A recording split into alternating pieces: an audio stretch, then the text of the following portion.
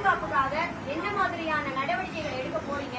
ஏதாவது குழந்தைக்கு பாதிப்பு வருது அப்படின்னா அந்த குழந்தை எப்படி ஆசிரியர்கிட்ட சொல்ற மாதிரியான ஏதாவது வழிமுறைகளோ இல்ல அவங்களுக்கான ஒரு இன்ஸ்ட்ரக்ஷனோ கொடுத்திருக்கீங்களா இது வரைக்கும்? நல்ல கேள்வி சிஸ்டர். நம்முடைய புதிய பாடநூலை திறந்த உடனே முதல் பக்கத்திலேயே 2 நம்பர்ஸ் நம்ம பப்ளிஷ் பண்ணிருக்கோம்.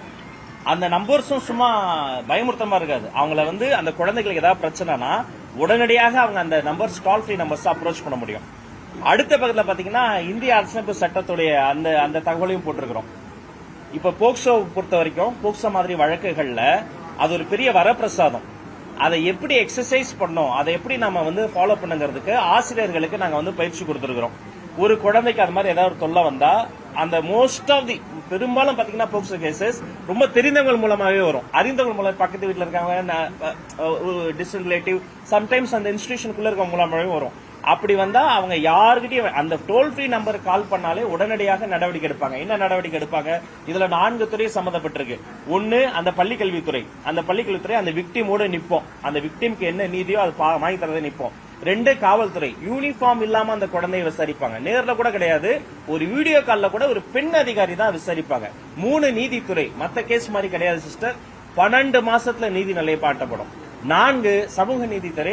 அந்த வெல்ஃபேர் டிபார்ட்மெண்ட்ஸ் அவங்களுக்கு தேவைப்படுற அவங்களுக்கு சைக்கலாஜிக்கல் ட்ராமா இருக்கும், அவர்களுக்கு வேற மாதிரி ஏதாவது ஒரு சப்போர்ட் தேவைப்படும். அதெல்லாம் துரிதமா வேற முன் எப்போதும் இல்லாத அளவுக்கு இப்படி ஒரு கொஹிரன்ஸோட ஒரு கொலாபரேட்டிவா இவ்வளவு டிபார்ட்மெண்ட்ஸ் வேலை பார்க்கிறோம். அதையும் மீறி அங்கொன்றும் இங்கொன்றும் ஏதாவது பிரச்சனை வந்தாலும் தப்பு தான். அந்த பிரச்சனைகள் உடனடியாக களையப்பட்டு மிக கடுமையான நடவடிக்கை, மிக கடுமையான தண்டனை அந்த குற்றவாளிகளுக்கு வாங்கி தரப்படும். புதிய தலைமுறை தொலைக்காட்சி அரசு கேபிள் நீக்கப்பட்டிருக்கு. அதே மாதிரி சில இடங்கள்ல பின்னுக்கு தள்ளப்பட்டிருக்கு. இல்ல ஆக்கப்பூர்வமான விமர்சனம் எல்லா அரசாங்கத்துக்கும் வேணும். எல்லா ஊடக நண்பர்கள் சொல்லிக்கிறேன், நீங்க எங்கள் உறவினர்கள் தான். ஜனநாயகத்தின் முக்கியமான தூண்கள். அது உடனே விசாரிக்கப்பட்டு அந்த டெக்னிக்கல் கிட்ஸ் எல்லாம் சரி செய்யப்பட்டுருச்சு. எல்லா இடத்துலயும் அப்படி நடக்கல. அது ஏதோ நம்பர் இல்ல அப்படிலாம் கிடையாது. நானே இப்ப பார்த்துதான் என் சேம்பர்லயே அதுதான் விடுது. நம்பர் ஏதோ பின்னாடி போச்சுனாங்க உடனடியாக களையப்பட்டு விடுது. பட் உங்களுக்கு வேற என்ன பிரச்சனாலும் எதுனாலும் பண்ணாலும் feel free to approach me. நம்ம அது சரி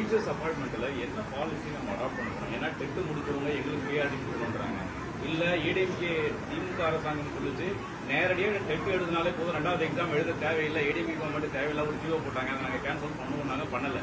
நீங்க அப்படியே இருக்கிற சிஸ்டத்தை அப்படியே கண்டினியூ பண்ண போறீங்களா? என்ன பாலிசி அடாப்ட் பண்ண போறீங்க? சார் கேள்வியை ஒரு பெரிய பதிலா சொல்லிட்டாரு பாருங்க.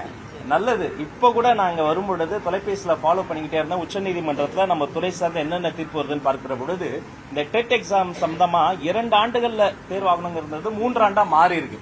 உடனடியாக அந்த தீர்ப்பு நகலெல்லாம் நான் வாங்க சொல்லியிருக்கிறேன். இது ஆசிரியர்கள் நலன் என்பது மாணவர்களின் நலன், ஆசிரியர்கள் மாணவர்களின் நலன் என்பது இந்த நாட்டின் நலன். அதனால இது நீதித்துறை சம்பந்தப்பட்டது. அது நம்ம உடனே இப்ப நம்ம டிஆர்பியில் ஒரு எக்ஸாம் வைக்கிறதோ, அவங்களை கூப்பிட்டு கிரீவன்சஸ் மீட்டிங் வைக்கிறதோ, அது ஒரு புரோட்டோகால் இருக்கு. அது ஃபாலோ செய்யப்பட்டு அவர்களுக்கும் என்னால் முடிந்த ஏதோ ஒரு நன்மை, அது 15-16 ஆண்டுகால பிரச்சனையை 15 நாட்களில் சமாளிக்க முடியாது, சரி செய்ய முடியாது, உண்மைதான். ஆனா அடுத்து இன்னைக்கு நான் செய்யக்கூடிய ஒரு விஷயம் அடுத்த 5 ஆண்டுகள்ல அவர்களுக்கு ஒரு நன்மை பயக்கணும், அடுத்தடுத்து வரக்கூடிய தலைமுறைக்கு நன்மை நடக்கணும்ன்ற ஓபன் ஹார்ட்டோட திறந்த மனதோட இருக்கணும். எந்த சார்பு தன்மையும் இல்லாமல் உட்கார்ந்து பேசி சரி செய்ய முடியாத பிரச்சனை உலகத்தில் எதுவுமே இல்லை. போர் பிரச்சனையை பேசி தீர்க்கும் போது பெற்றோர் ஆசிரியர் மாணவர் பிரச்சனை தீர்க்க முடியாதா? நம்புங்கள், கொஞ்சம் நேரம் தான்.